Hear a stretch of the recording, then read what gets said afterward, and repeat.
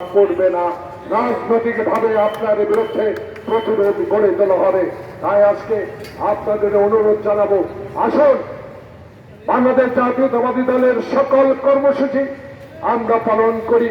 কে promotion পেয়েছেন, কে promotion পান নাই, সেটা বড় বিষয় নয়।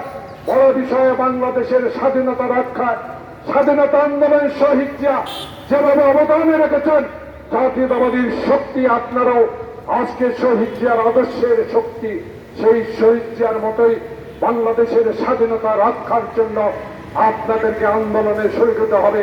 তাই তারেক রহমানকে প্রধানমন্ত্রী করার জন্য নয়, তারেক রহমান বলেছে বাংলাদেশের মানুষকে আমি ভোটাধিকার ফেরত দিয়ে একটি সুষ্ঠু নির্বাচনের মাধ্যমে, তত্ত্বাবধায়ক সরকারের মাধ্যমে বাংলাদেশে ক্ষমতা আসতে চাই।